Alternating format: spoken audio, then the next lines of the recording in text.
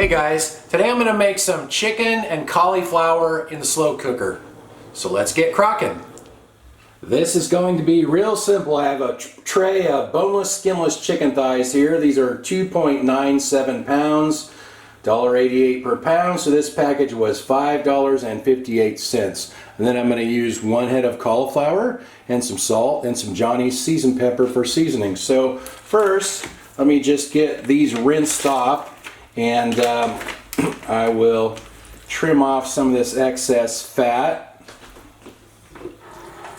My chicken is clean. I cut up the cauliflower. Now I'm adding 2 cups of water to the pot. One was already in there, so there's 2 cups of water in there. Now I'll add the cauliflower. Just cut it up into pieces about like that. And then I'll put all this chicken on the top. I spread the chicken out, and I also cut those pieces in half. Now I'm seasoning with some kosher salt and some Johnny's seasoned pepper. I use this seasoning a lot. Besides pepper, it has sugar, red and green bell pepper, garlic, and onion in it. I'll just season it like that for now, and I'll probably have to add a little more seasoning at the end. So now we'll get the lid on. And I'm going to cook this on high, and I'll let you guys know how long it takes. It has been 5.5 hours, so this should be about ready. Let's open it up and take a look. Chicken's falling apart, so I would say that's done. Cauliflower's tender. Let me grab a bowl and we'll try it out. Alright, let's try this out. Put a little bit of homegrown tomato and green onion on top there. You can see that the chicken is just falling apart tender. The cauliflower is cooked pretty good. I mean, it's nice and tender as well. It's not super mushy, but looks good to me. So let's try a bite here.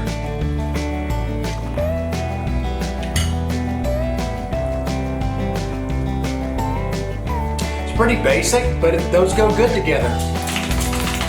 I guess you're going to see what Annie, the taste test dog, thinks. I wonder if she'll eat cauliflower. Give her a piece of cauliflower and see if she'll eat it. Look at that, she ate the cauliflower, so I guess she earned a piece of chicken now. Want to try a piece of chicken now, Annie? There you go.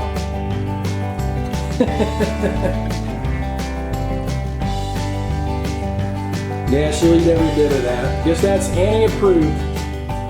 So like I said, that's a pretty basic recipe, but if you're on one of those keto or low carb diets, you can always top that with some cheese or some sour cream and stuff like that. And the cooking time on that was 5.5 hours on high, and so if you did on low, it'd probably be about 8 hours.